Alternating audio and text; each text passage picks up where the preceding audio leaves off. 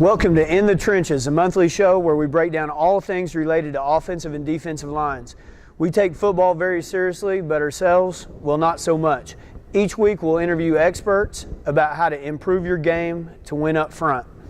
I'm Loren Montgomery, host of In the Trenches, head football coach at Bixby High School, founder of Eastern Oklahoma Offensive and Defensive Line camp that we've been hosting for the last 15 years. Former offensive and defensive lineman, played offensive line in college for Northeastern State University where I was a four-year starter. In high school, played both ways, offensive and defensive line, so a background in offensive defensive line, and I love big men, and I love everything about playing in the trenches, and that's kind of why we started this podcast. We've got the access here in Bixby, Oklahoma, to a lot of guys in the Oklahoma area, Tulsa area, that offensive defensive line play is important, and so we're going to tap those resources and visit with some of these guys. And the first guy, or the guy that we're going to visit with this week, is J.R. Conrad. J.R. is an NFL veteran offensive lineman. He's a former Big 12 four-year starter, or all Big 12 player, four-year starter at the University of Oklahoma. J.R. has been involved and coached at every single one of the Eastern Oklahoma offensive line camps, and I believe that's 14 years running now, J.R. J.R. has a new thing going in Oklahoma City the last couple of years, Trench Mafia. He'll talk just a little bit more about that. And then finally, you can see in the background all the powerlift racks. J.R. is responsible for bringing those to Bixby. He's a salesman for powerlift and has been for some time. I know as a head football coach, first guy I called as soon as I got the job at Bixby. So, J.R., welcome to the show. First off, personally, tell us a little bit about yourself. First off, Loren, I want to say thanks, man, and what a platform for big athletes.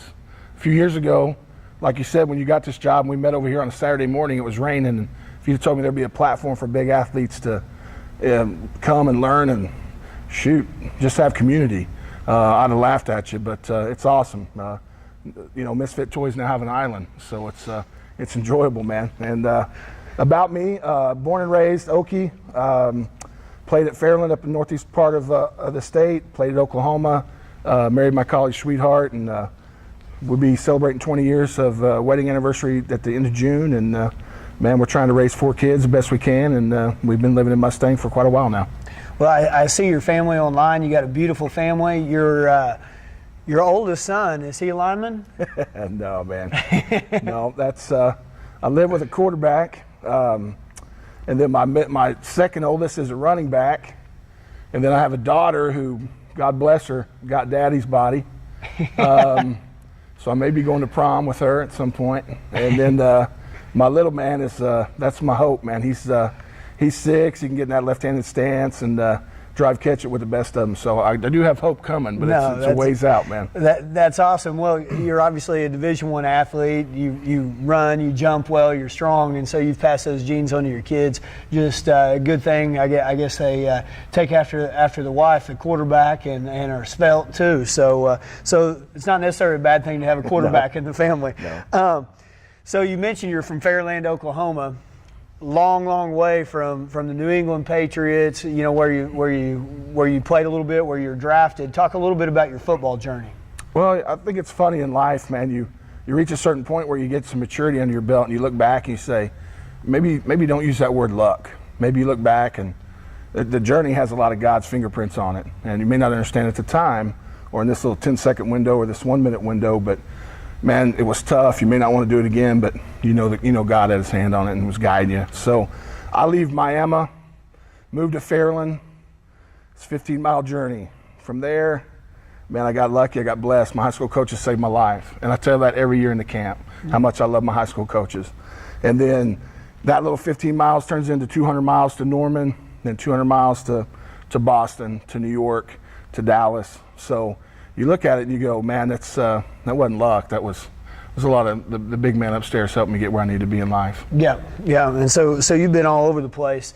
So after the University of Oklahoma, you were drafted by the New England Patriots, right? Correct. And then you also went, where else were you? I know we'll talk a little bit more about your stops. Yeah, I probably should have came out as a junior looking back. You know, was kind of had some good ratings and all that. And going into my senior year, blew out my shoulder, kind of played one-arm man for, that year.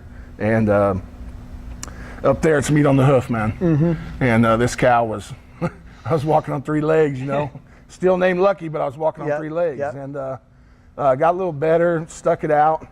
And Coach Parcells is, he just saw something in me, to persevere that, and kept me around. And then not only there, but took me to New York with him. Yeah. And then called other places. I was fired 2 times from Coach Parcells, and I go back and play for him today. Yeah. Yeah. I love the man. He's a guy that in this game. It's so funny that there's people you just don't want to let down, and he's one of them. Yeah. No, I think that's great. Obviously, his record speaks for itself, but I know some of the guys that I've played for, and guys like that are always polarizing to a certain extent, but I know me as a player, and a lot of the guys that have been successful, you have that thing about those really good coaches. You don't want to let them down. It's not about playing for them. It's not about anything like that. It's about, man, I don't want to let that guy down. Yeah. I think the stories you tell about Coach Eckert and the stories I tell about Bill, it's almost, you could just change the name, because they like you said, they have that it. I always tell people, like when I went to Dallas and Troy was on his way out, you just knew when that dude walked in the room. Yeah. He walked in, it was like, no, that's a quarterback. Yeah. You know what I mean? And those coaches have that as well. There's just something about them where, you just, man, I'm not going to be the one. Not me. Yeah. So I wonder if you talk about those things with your son, who's the quarterback. Yeah, I do. I playing for Parcells and being where I'm from. Bill is very strict, very very set plan. I always remember this. He always said that a quarterback, somebody who's going to command the huddle and lead your men, can never be a class clown. Yeah. And I just want to make sure that my son, A, he's enjoying it, but B, I just want him to know that you're going to get out of football what you put into football. Yeah. If you want to be a guy that wears a uniform, you don't have to do much. Yeah. Yeah. If you want a guy that gets involved, you're going to have to do a little more. But if you want a guy that you're out there and you're laying on line and you're looking other dudes in the eye and you're expecting them to do the same, you're going to have to make every session. Yep. You're going to have to be at every summer pride. You're going to have to show guys that you're willing to do and go above and beyond whatever it is that's asked of you. That way, people always talk about toughness and, playing in the heat, or toughness comes from confidence. Confidence comes from successful repetition. That's it, period. There's no trick in it. Yep. You're either there doing it or you're not doing it. Yep. And that's it. And that guy's got to earn those guys' respect. So I think that's interesting, just you seeing that dynamic of guys who have been really, really good. You've been here for all 14 years, I think it is now, of the Eastern Oklahoma offensive and defensive line camp that we have here.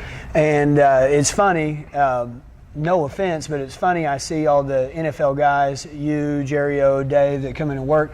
And when you guys first get finished with your career, you've got just a little bit different mindset, I think, and don't punch me or anything, but I think guys, when they first finish their career, they've lived in a world where it's kind of all about you, which it is. I mean, that's your career, your playing ability. And so I've seen you, I've seen Jerry O, I've seen a lot of guys transform, where now all of a sudden it's not necessarily about you, it's more about now what can you give back to the game and things like that, and maybe talk just a little bit of how Eastern Oklahoma Offensive Line Camp gives you that ability. I think you're right on, and I always say that it's when I first got asked, I'm like, yeah, man, I'm gonna go do this, I'm gonna rock these kids, man. I'm gonna impact someone, I'm gonna change someone's life today. Yeah. And this is how you do it, because this is what I believe, this is what I was taught, there's no other way to do it.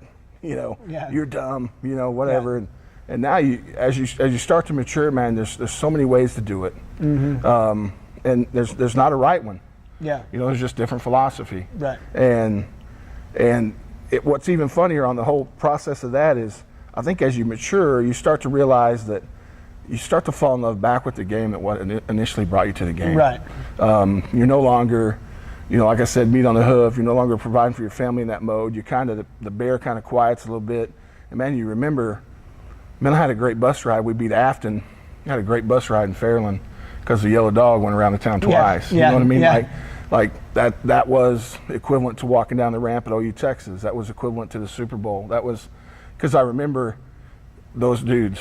Yeah. You know what I mean? Like, don't remember the score, but I remember, man, we got down. You know what I mean? Like him next to me, like we were getting after it. You know, and you start to fall in love with what brought you originally to the game. Yeah, no, I think that's awesome, and it's so nice, you know, all the guys that we have. I mean, we got humble guys that come back and that they want to give back to what we're doing and give back to these high school linemen, and each and every year, you know, in the state of Oklahoma, particularly this year, we've got some really, you know, and I'm not just talking about the big blue chip guys that you're reading about on Rivals and magazines. I'm talking about, you know, tough kids that we see at small schools that we like to follow. Berry Hill's got guys here every year. I mean, you just name it. Cashin, Jay. Jay every year. And there are guys that love to play offensive line that are really, really good.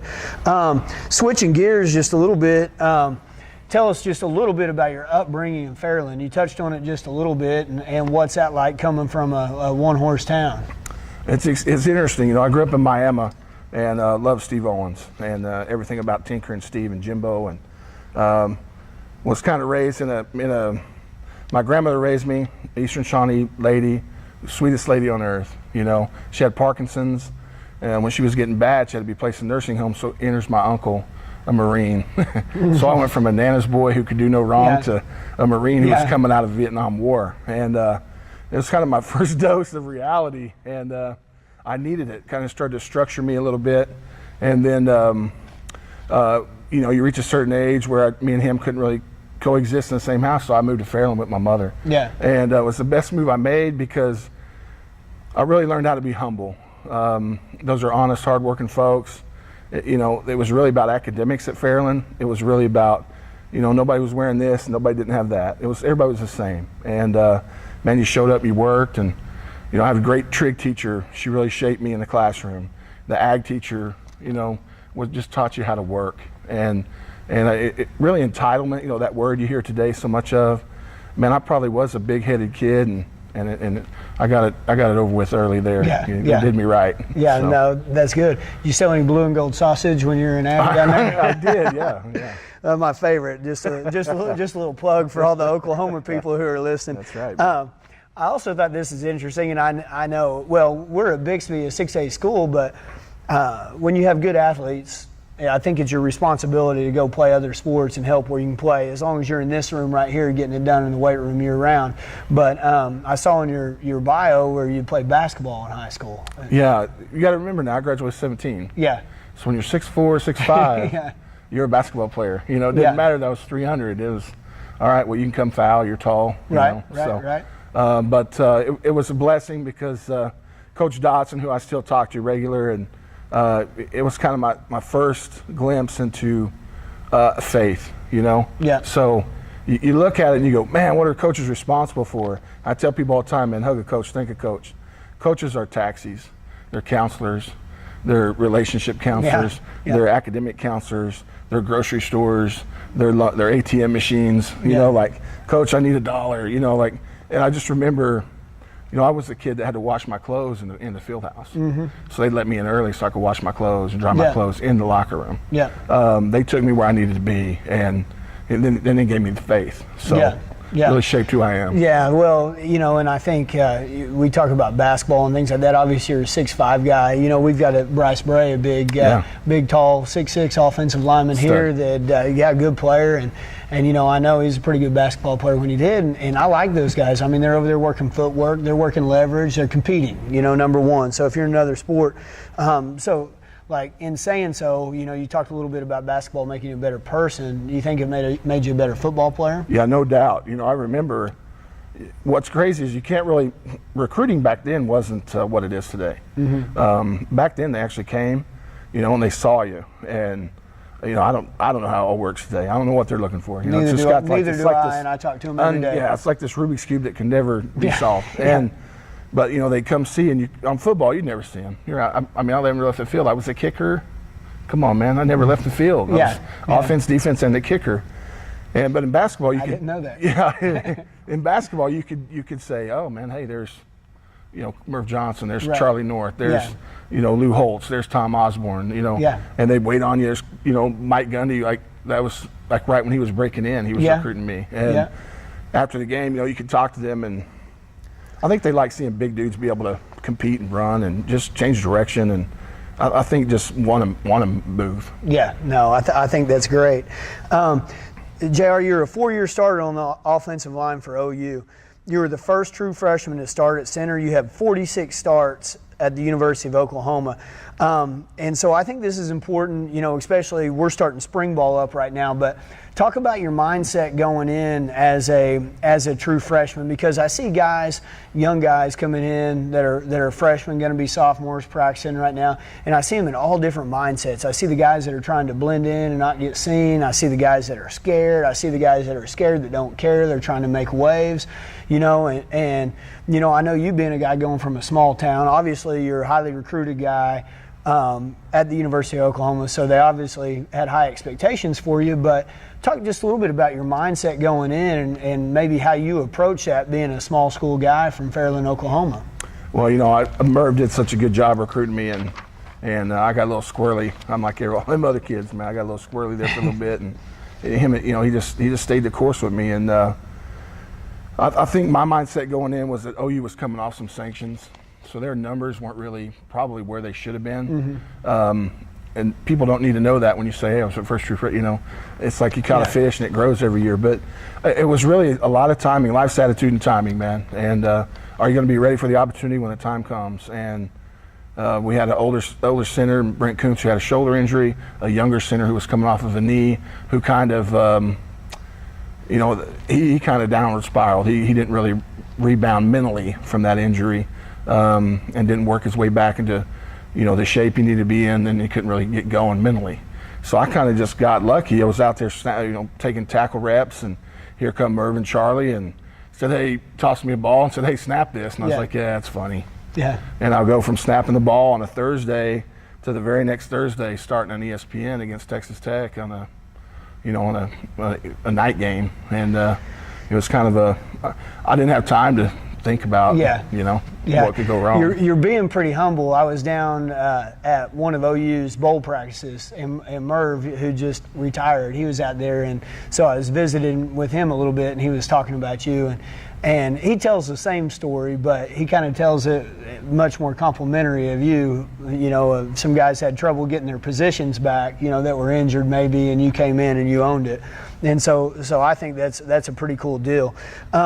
I think this is interesting because you were a little bit ahead of me, but I remember I went to a combine over at Taft Stadium at Oklahoma City before combines and all that. We did the old 225 bench press. Yeah, when you got your money's worth, right? Is that what you're saying? Yeah, it was all day deal. There was good stuff. I came away with a black eye and all that good stuff, but also confident. But you were out there, but it was right when you guys were going through the transition of Gary Gibbs to Schnellenberger. I think I have that right. And I think Schnellenberger had just come in, and I think you had just lost 50 pounds or something like that. You're down to about 275 or 280. Yeah. But I know as a player and as a coach, I've been in some situations where there's been outside turmoil. And that seemed just for me like turmoil, just the whole transition process of Gibbs being fired, Schnellenberger being just such a drastic difference. Talk a little bit about that transition. Well, it's hard on the older guy.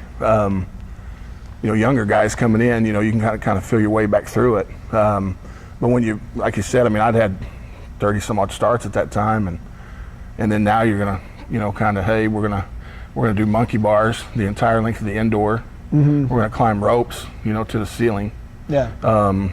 And we're gonna lose 1,500 pounds as an offensive line. And we were all like, whoa. And but here's the thing. And I tell people this all the time.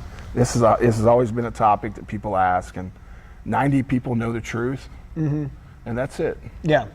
And everybody else, once you start throwing on it, it becomes this, was it a bad fit? Yes. Mm-hmm. Did he do some things wrong? Yes. You can't argue with the success he's had. You can't argue with the money he's raised where he's been. He, at one point, was he worthy of that job? Probably. Mm-hmm. Like I said, life's attitude and timing. Yeah. And it just didn't match up. You got to look at change of president.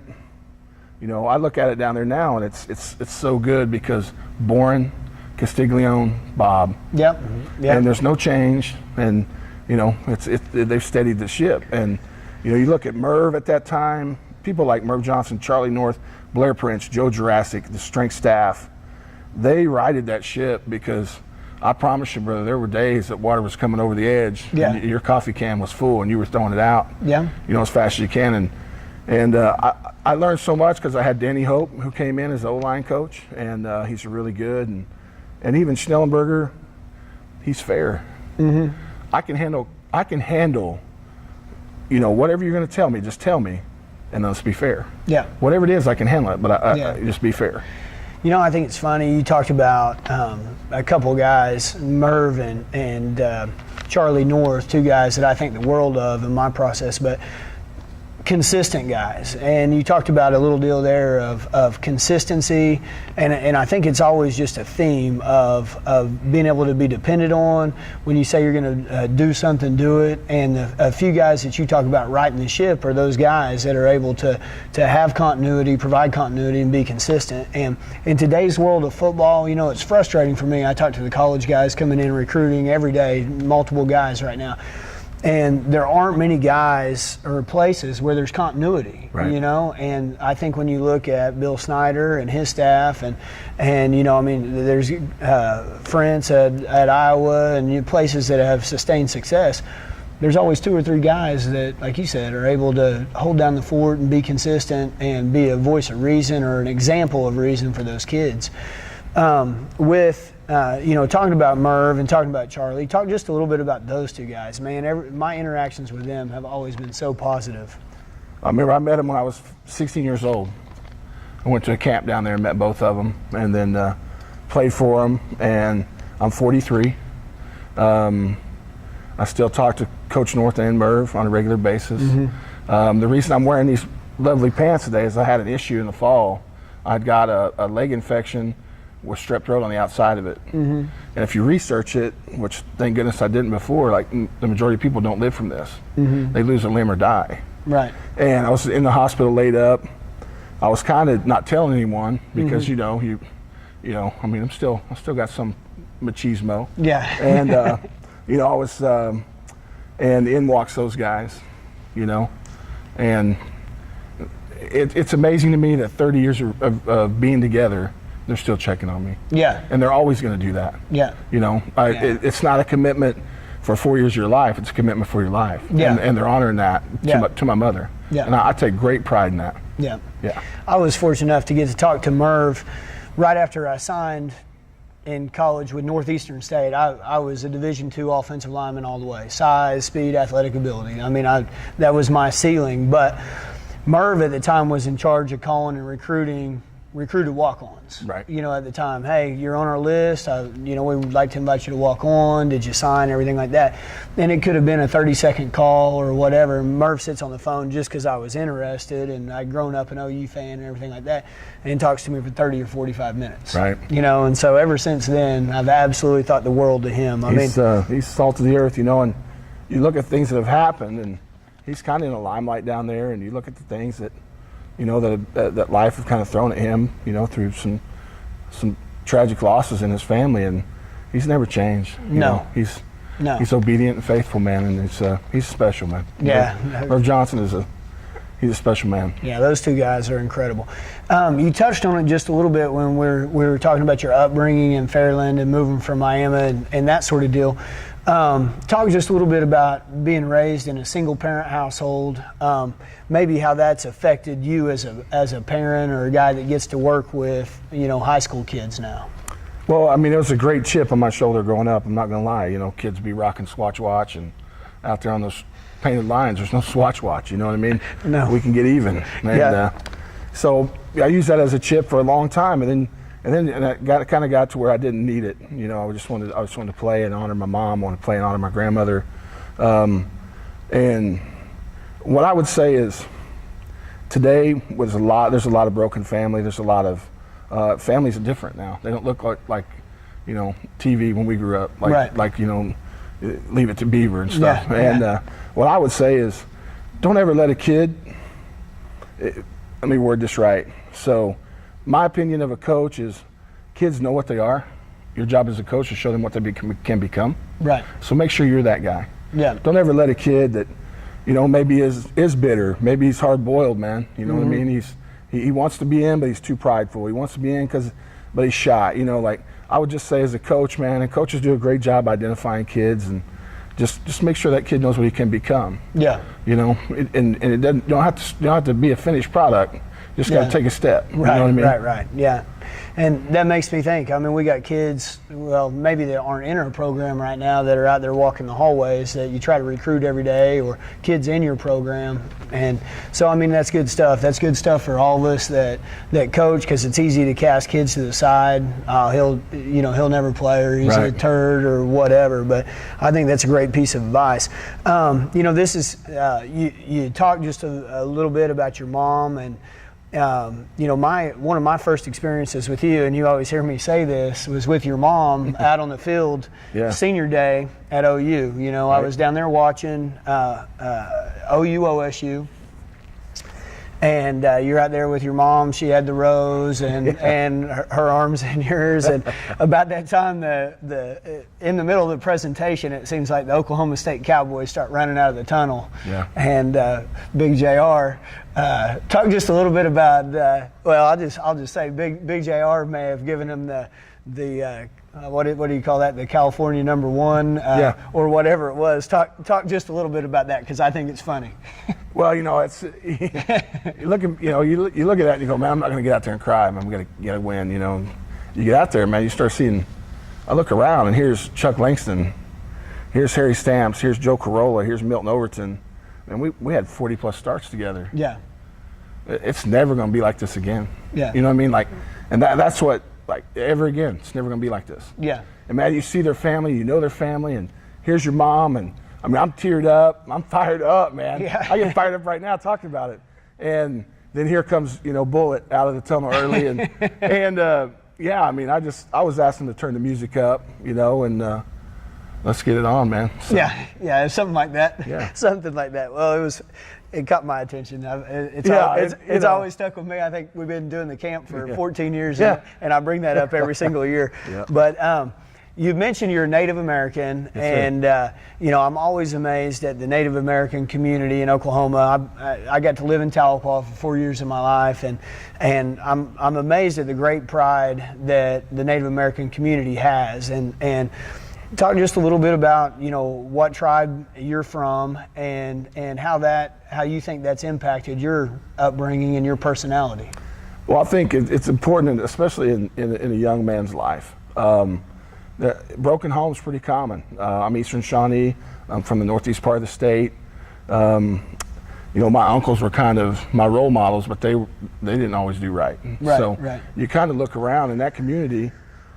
What I wanted to do was get a platform where a dirt poor Indian boy could go play at Oklahoma and stay humble and honor those that came before him, because it's really what it's about. Mm-hmm. Work hard, graduate, get a degree, and then use the platform for really helping everybody else understand that your circumstances aren't necessarily your circumstances.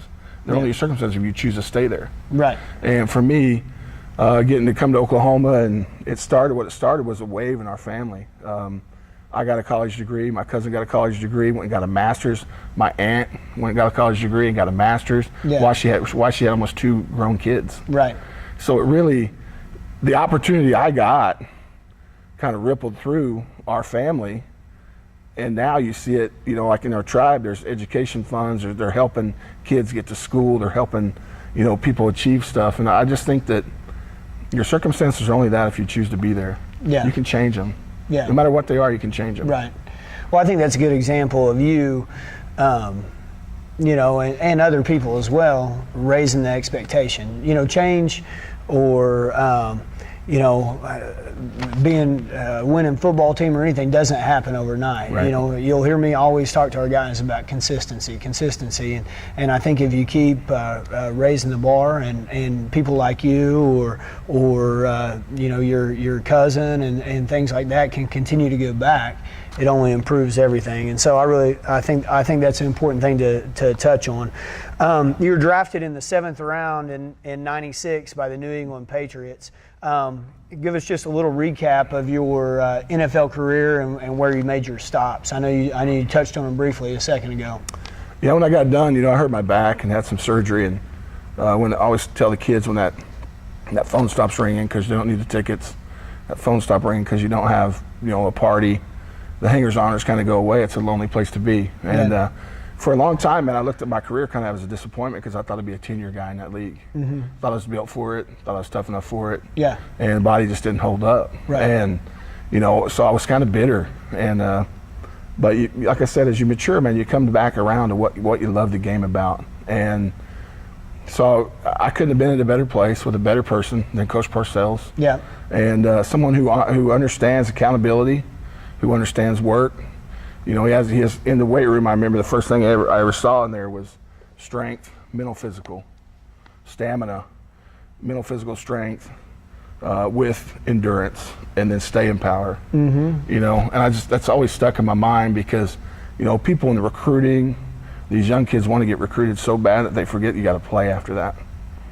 Or a guy gets drafted and he forgets, oh man, I got to play after that. Yeah.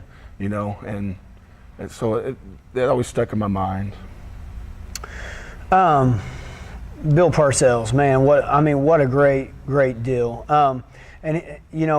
Coach Schneider, our offense coordinator, sent this question to me. He said that he's always kind of adhered to Bill Parcells' 10 commandments for quarterbacks that he has, similar maybe to what you've seen on the weight, in the weight room that you talked about. From my perspective, the outside in, he seems crazy structured. That's my perception, along with the majority of really good NFL coaches. Did he use anything like his 10 commandments for his quarterbacks with core values, or for the entire team that he preached about or hammered in you guys in meetings? I just think the thing that he used to always talk about was discipline, whether it be self-discipline, team discipline, or whether or not you could force a teammate to get disciplined. You know what I mean? And he would kind of lead you around the circle and then bring you back to his point. So every morning was a team meeting. Man, it was so crazy how it worked. He would draw out how the game's going to come down. These yards equal these points. We're going to do this, we're going to do this. And you're like, yeah, right. And then you play the Raiders and you get these yards, you got these points, you won by this many. I mean, it was just like, whoa, And as a young guy, you kind of, But what I learned with Bill was he had set guys. Yeah. He had the older guys that were proven. Right. Because they knew how to act. They knew the routine. Right. And they could come in and literally run the show to where he didn't have to bad cop everything. Right. And when he spoke, that's it. Yeah. And it was cool because I always tell you about culture and Bixby, it's so encouraging for me to see Bixby strength culture and championship culture. Right. And we've been friends for a long time. We've had lots of conversations about culture. And for him, it was going to run itself. Yeah. And you knew what was expected of you. And there's only one solution Yeah. He used to always say people don't get it till they get it. Yeah.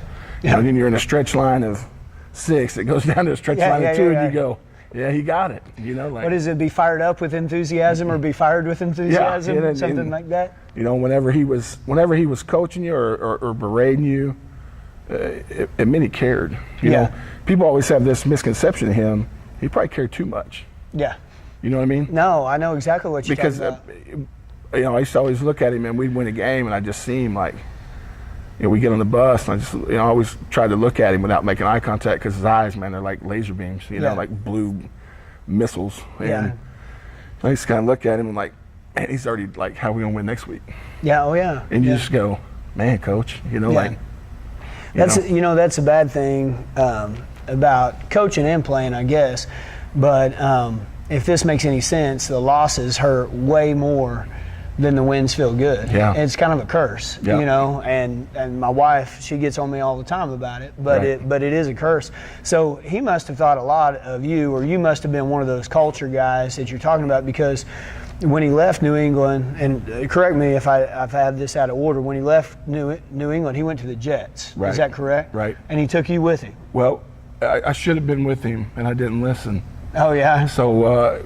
So yeah, that was kind of going down during the Super Bowl week, and when we all got back, the change had been made, and I was supposed to sit tight. Yeah. And you're getting right down to the wire, and here's them offering this, and he ain't called yet, and you're going. Yeah. And then you got to make a decision. I was married, and New England's doing this and offering this, and it was a good deal. And I took it. Like 2 minutes later, my phone rang, and it was him.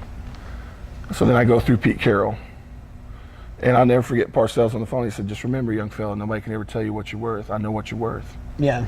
And Pete Carroll made it all the way to the last cut. Actually played better than the guard, but they were paying him ungodly money. Yeah. And so I was odd man out. Yeah. And got cut, phone rang. Hey, come on, man. You know? Yeah. So it was reassuring because it's really who I only wanted to play for. Right. Because for me, man, I needed someone with a thumb on my neck, man. Yeah. I needed that little bit of, ooh, you know what I mean? Yeah. And he gave it to me. Yeah. You know? Yeah. No, you needed a coach, maybe not a friend. Right. Yeah. I needed someone that wasn't scared to heat me up if it needed to be. Yeah. You know. No, I think we all need that. We all need accountability. So now that your NFL playing career is over, I've been listening to a lot of podcasts and a lot of things. You know, there's former NFL players. There's the Players Association lawsuit regarding CTE, and you know, there's a lot of mixed opinions and a lot of mixed emotions, strong emotions. In fact, I recently listened to a podcast with Kyle Turley, who's got an interesting perspective. You know, give us your thoughts just a little bit on that, and then kind of parlay that a little bit into, you know, your own kids and football with them. Well, I'm on the fence. You know, I mean, that whole deal for me is kind of raw because my grandma had Parkinson's, which is really a protein brain neurological disease also. So for me, like, I've tried to dive into it, and then here's what I think. I'm part of the NFLPA. I'm yet to file. I don't know if I'll file, right? Because I do believe that, you know, there's people out there that need it worse than me. Right. I'm so blessed. I'm so thankful. Yeah. I would rather that money go to someone who needs it. Yeah. You know, and maybe I'm due at some point, or maybe I am worth it or whatever. But I just look around, man, and I just have a hard time, you know, sleeping at night thinking that you know, somebody else's family's not provided for, and so that's kind of where I'm at. And then my kids, I have 4. You know, like I said, my daughter would play if we'd let her. Yeah. And the only reason I'm not letting my 6-year-old play is he's not ready to line up and listen, and he's wild and he's tough, and I don't want any of that coached out of him. Yep. So until they can get lined up and kind of, you know, maneuver, I don't want some dude telling him no, stop. I want to go. Yeah. I want, you know what I mean? Yeah. And easier to dial back than dial up. Yeah, that's why my son is in soccer right now. We let him play flag football. He's begging. Doesn't have anything to do with inherent risk of injury or anything like that. It has to do that, you know, I want him to be fired up for football. Right. When he's playing here for the Bixby Spartans, yes, and he's, you know, in high school and all that, when, I don't know, I think it's more fun than my 6th grade year in football, which was fun, but nothing's like going out on Friday night. You know? I think that, you know, the thing that people got to remember, man, is this game is rapid. So everybody wants to go so fast. You know, we're taking these kids, we're spreading them all over the yard, and we're turning music on, and we're going as fast as we can go, and then boom, next group. You know, and for a 6-year-old, you know, at some point, youth sports needs to be about youth and not about dudes that coulda, shoulda, woulda. Yeah. And you know, that's a whole nother podcast. I think we're kind of on the same page there. This is kind of funny, and I think you used one earlier. You speak a lot using metaphoric dialogue, and you said something about misfits earlier. You've used a couple of them. I should have written them down when you said them, but talk just a little bit about that. Is that something you always had, or is this something that you've gained with old age and wisdom? No, or what? I don't know. You know, I spent a lot of time around coaches, so I do got some coaching sayings now. Yeah. Not all of them are mine. And then I have spent the last 6 years being a Little League coach, so you really have to portray a picture before they get bored with words. You know, they need to see an image, and then they before they swipe you. So, you know, I've really tried to, you know what I mean? I've really tried to sell everything with, you know, these images and emojis, and, you know, so it's just a weird place where we're at with kids, and I think I'm getting worse at that. So I looked it up whenever you said it, because I was like, what is that? So I did the chin deal. I was like, man, okay, that's like compounding. Look this up. So I Googled it up, and I'm like, it's like neurotransmitters responding with visuals for cellular response, and I'm like, that's got to be smart. So I appreciate you saying that. No, I think a metaphor is just like where you're basically telling a story. Right. I think if I remember from my English class, you don't use like or as. I guess that would Correct. be a simile, but you paint a picture or whatever. And so you, what'd you use earlier in the podcast? The misfit one. Yeah, I just said that it's a platform for big athletes and no longer like an island for misfit toys. Like we actually have an island now. An island for misfit toys. Like Rudolph. You had like Herbie the dentist or Jill in the box. Like that's O-line. Like, what do you play? Oh, over there. Here comes another John in the box, like now we're all just Jack in the box. Well, speaking of, I think your buddy LeCharles Bentley with OLineWorld.com, I actually, many, many years ago, back when he first started his blog or website, wrote a piece because Jamie Sumner, a buddy of his that played with him at Ohio State, has spoken before. Coffeyville, from Coffeyville, Ohio State, all that.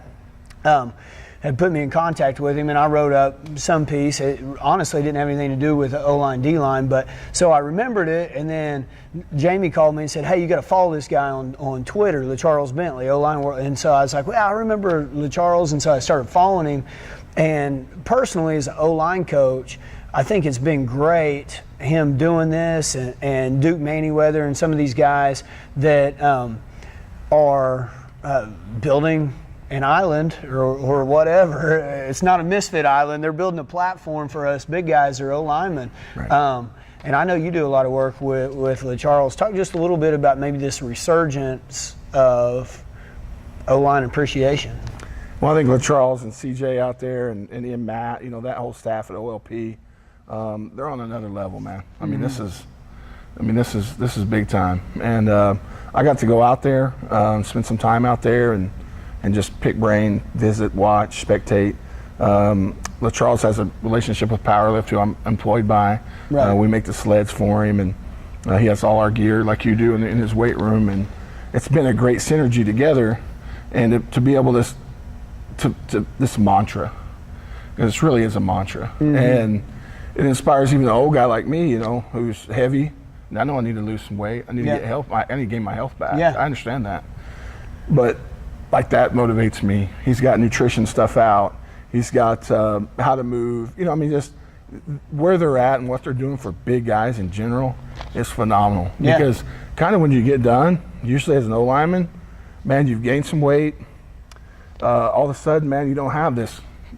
People who've never played this position don't understand how tight this unit is. Yeah. And you don't have that anymore. Right. And man, you kind of get in this little funk. Yeah. And before you look up, man, you've eaten your old self. Yeah.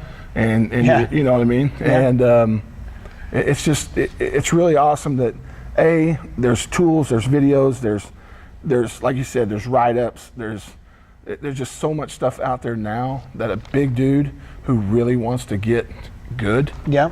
And even wants to become great, now has tools. Yeah. Well, I encourage my guys to go on there. We've got a couple of Division I offensive linemen on this year's group, and a whole lot of really good offensive linemen. And I've seen those guys this year spending time in here in this weight facility, working on their pass sets, working on their stances. Yeah, I saw them on the kickboard. Yeah. Working some of the drills that they see on that. And I think it's just it's so good for our kids to have a platform, because after 2 hours of listening to me, they don't want to listen to me much anymore. But they're not going home and playing PlayStation all night. They're looking at some of this and finding a way that they can work it into their game, which I think is a big, big deal. And then just a further piece, you mentioned earlier, there's more than one way to skin a cat, and if LeCharles or J.R. Conrad or one of these guys that's an expert or has a different perspective can tell a kid something that's going to click, like in our offensive line camp. Great. Now, it doesn't mean that I'm going to teach my high school guys how to use a flipper when I think that's going to create a bad habit with my guys. But do I believe that a flipper is a bad thing, or it might ring a bell on one of my guys' ears? No. So, I mean, I think it's just so good now. You know, everybody hears about Snapchat and just social media evils, but there's also some really good stuff there, you know? I think it's amazing that a guy who doesn't have to give back, he doesn't have to do that. Yeah. You know, he is opening the curtain and showing the wizard, you know, behind the curtain and showing that the wizard's just an old man. Yeah. You know, it's amazing to me that he's generous as he is. Yeah. And I hope it continues. I hope, like you said, people don't wear it out. I hope people appreciate it. And he's put a lot of dudes out there now that are they're trying to make a living, you know, training linemen. Well, at the very least, a couple of things. It extends guys' careers, I think. You know, might buy them an extra year, which in that league, an extra year is a lot of money. Yeah. You know, or it might be a guy, you know, I saw him the other day posting a ribeye steak with butter and asparagus, you know, part of his ketogenic diet on there, which I think is absolutely key. You know, me being a former offensive lineman, you know, I lost 100 pounds, you know, using that similar deal, but you know, he's got the platform. Right. You know, he's got the platform, and then, I mean, it's also a great way. I mean, I've got kids in this room that need to trim up just a little bit to help them move better. So I think that's good. You know, you mentioned that you worked for Powerlift, and we talked just a little bit about that, but you travel all over the country. You're at clinics. I see you at every clinic we go to. You're visiting with Charles. You're everything like that. I think number one, Bixby you'd be hard pressed to find too many schools that believe in your product as much as we do. I think we've got 50 racks on campus, 50 racks on campus now, numerous other GHDs, and you know, all the bells and whistles. Talk just a little bit about your profession and what you enjoy about it. You know, what makes you successful in your job. I think that I'm very blessed. I work for a great company, has a great product. And it's there's no boundary to what we'd do for a customer. Now, having said that, I think the reason I'm successful is because I'm honest. You know, we are a little pricey, and coaches, administrators, they really have to have a vision. They have a vision of where they're going to be. You know, the great thing about it is it looks so good for so long. You know, so this is not like a commitment, you know, like, I mean, how many years has it been now since we met out here? And we changed rooms, so this is a changed room from where we went originally. Right. So now you look at that and you go, man, 8 years. Yeah. You know, they got another 20 in them. So we're talking about a 3-decade commitment to student athletes, and then you talk about their health, their continued health. It's just the strength culture at Bixby is phenomenal, and I'm always on blasting you guys on social media, just because. I think Coach Gillum does a good job. I think you guys do a great job of letting him do his job, and it all works together. Yeah, that's the beautiful thing about what I do. When strength, sport, trainer are all on the same page, it's just such an enjoyable thing to see kids blossom. Right. Big day in a kid's life. You'd be hard pressed to find a bigger one than a kid pressing 225. Yeah. You know, or getting in your club here, power clean. You know what I mean? Yeah. Like. Those are defining days in your life as a young man, you know. And I don't know what the number is for your female users, but that's a big day for them too. We just had one yesterday getting Club 155. It's 155 for women, and this room right here has begun. We're not where we want to be to change the culture, not only in our football players, but all of our athletes at Bixby. Well, and you got to think, man, even your little ones. You know, this is a commitment, man, and it's amazing. I mean, we met when you were at Jinx, and that culture and how it's not the same culture, you've redefined it, made it your culture. Yeah. And now it's Spartan culture, and it's just phenomenal, man. I get to be a small part of that, so I get to be a part of programs, and on Friday night, people aren't telling me how dumb I am. Well, they might be, but not screaming it out on the football field, you know what I mean? I thought I might have an idea. I thought it might be, man, I still get to be close to coaches and football. But like you said, you're up in the stands on Friday night. Yeah. You're not fielding. Or I'm that, you know, who's that big dude that's blocking my view on the sideline? You know what I mean? But I get to cheer for you guys. I get to champion you guys. And that's what it's really about for me now. I love what I do. I love that I get to be a part. I get to learn every day. I'm learning something every day. Like LaCharles, I mean, literally, hey, I did it. Yeah. And you talk about like, dude, I was like, what? Oh yeah, you know. Yeah. Or you come in here and you see a new way to do something. You see bands. You see, you know, there's so many ways now to train kids. Right. And it's I love it, man. No, that's good. And so you've also parlayed that in. I mentioned Trench Mafia. Tell us just a little bit about what Trench Mafia is. Trench Mafia is kind of this underground deal. Well, you might not be able to talk about it now. Well, I'm going to go ahead and I'm going to unveil a little bit. So Trench Mafia kind of spun out from my babysitter's brother. At a team camp I saw you guys at, and he got thrown in at tackle, and the water was too deep, he couldn't touch, and he just kept going under. Right. And there was never a hand reached out. So I said, hey, you know, and like I said, his sister watches our children. I said, if your brother wants to fix that, tell him to call me. I'll fix all that. Yeah. Because the want to's there. Yeah. He just needs to redefine how we're going to do it. Right. And so I started out with one kid. Yeah. And we worked the whole summer together. And he got better, and he was a 2-year starter. And now he's going to go to OSU and be like a pre-med. Yeah. So, A, he became a really good offensive lineman. Right. And B, he became even smarter because now he's going to go pre-med. Yeah, you know? yeah. We came first, chicken or the egg, right there. Yeah. The Trench Mafia has really spun into my baby, my 5th child, my passion. Trench Mafia is for doers and workers, man. I say that all the time.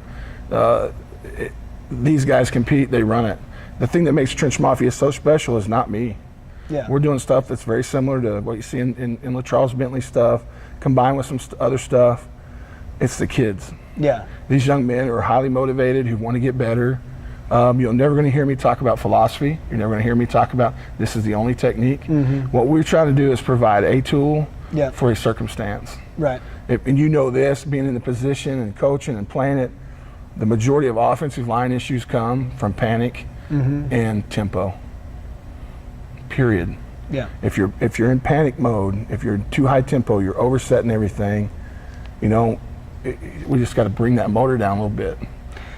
Well, and I've never been in one of your Trench Mafia sessions, but I've seen you work with groups of our kids, even at lunch and breaks at the Eastern Oklahoma O-line, D-line camp, and I like the fact that you can take that small group of guys, you know, that 3 or 4 or 5 guys, and you can break it down and break down the finer points. You know, sometimes the majority of that we have to do as high school coaches, we have to go back and we're doing it on video, you know, after the fact. Right. And so I think that's a nice piece. I know Bixby, our big tackle, that's going to Oklahoma State, has gone down to a couple of your sessions. He's a remarkable worker.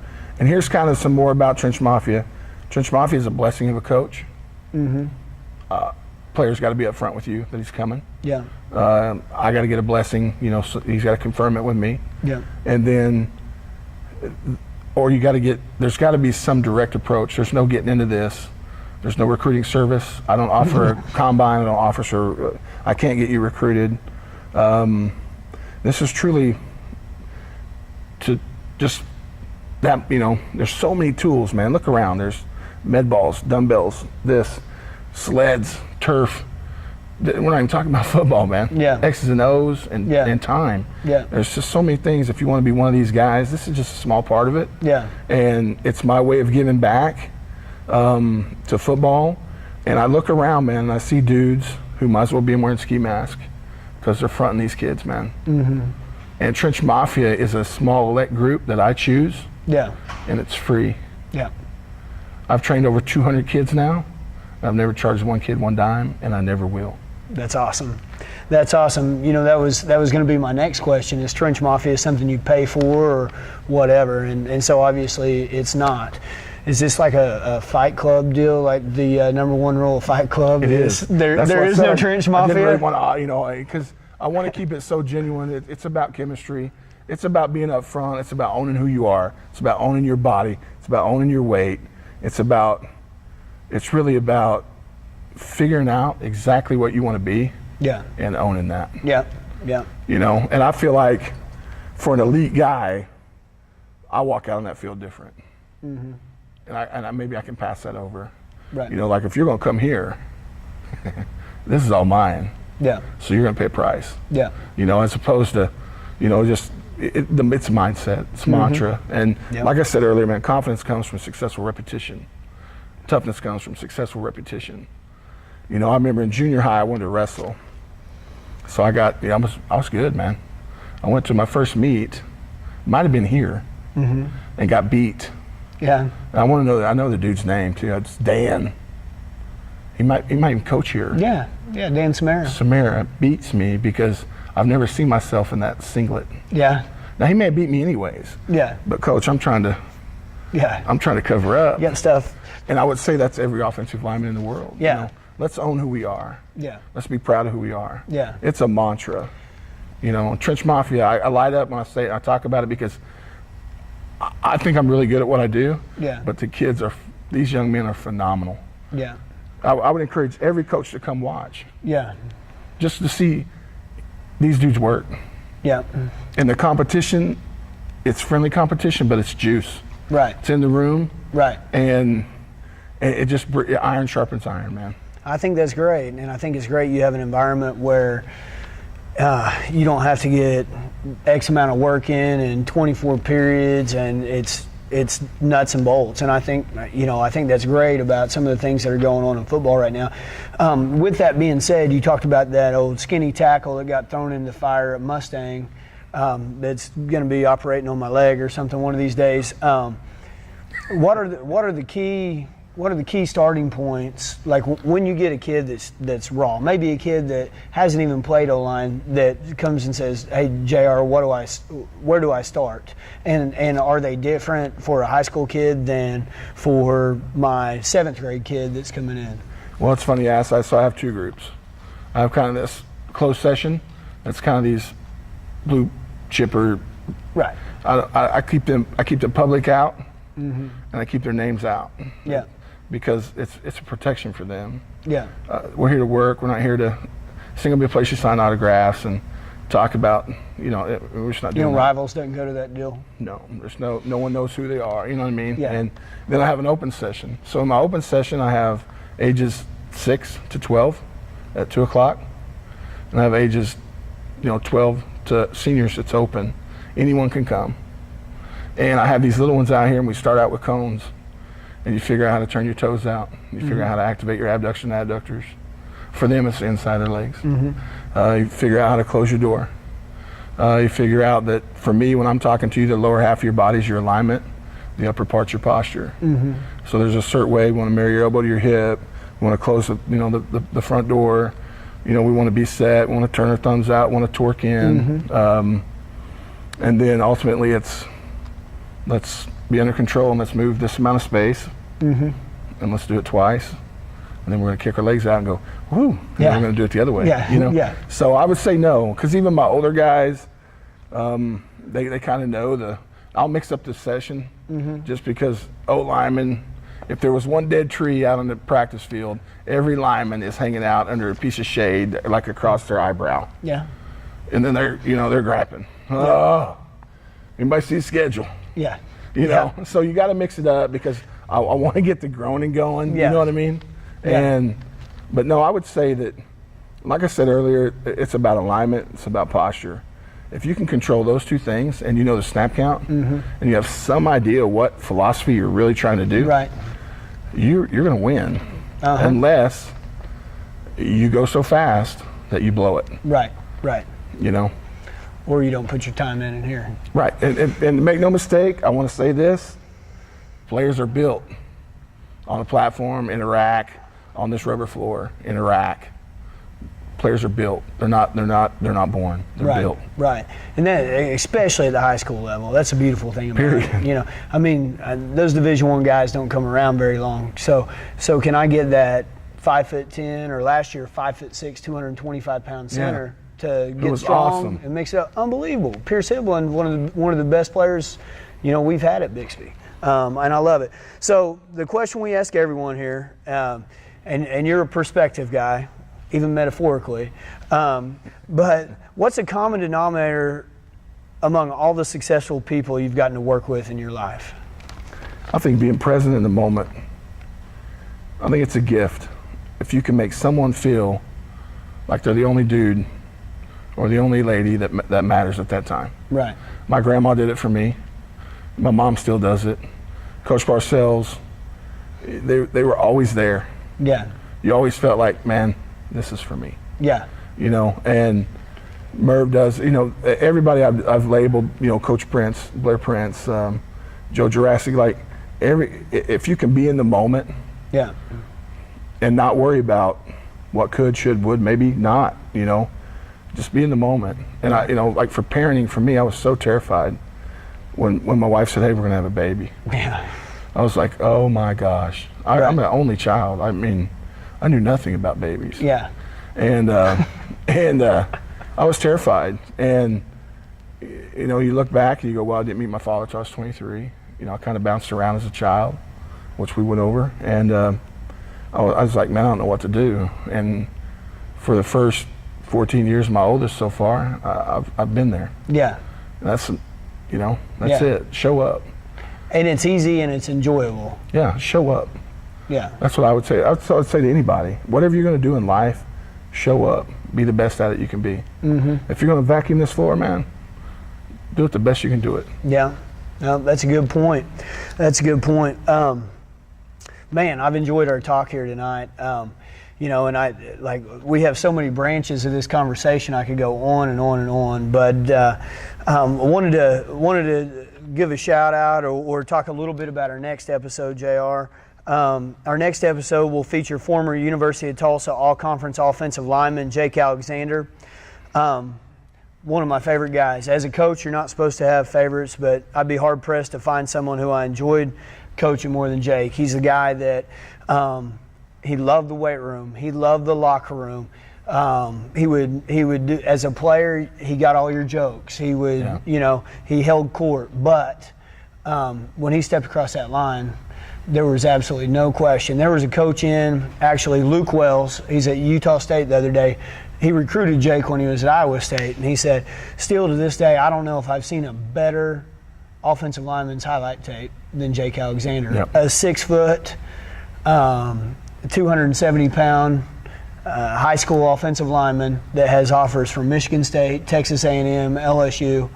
Obviously went to Tulsa where his dad was All-American, but so we're going to have Jake on here. We're going to talk just a little bit. He's also a 2-time former hog jousting champion at the Eastern Offensive Line Clinic. And I think I mentioned that he was a champion, and he made sure to remind me last year that he was 2-time. But for anybody listening out there, if you have any questions for Jake, which I think is I think he's got an interesting story. He's a guy that had to forfeit his last year of eligibility because his body broke down a little bit. He's a guy that, you know, they say old offensive linemen that they get fit or they get fat. He's a guy that's gotten fit. I mean, he looks like an underwear model now. But if you have questions for him, shoot them my way, and I would love to ask him on our next podcast. But JR, it's been a pleasure. All right, Jake will do a great job. Just FYI, we tried to hire him at Powerlift. That's what I think of him. Yeah. So I pounded the table for him that he's smarter. He's making more money doing something else. But he's a stud. So. No, he's unbelievable.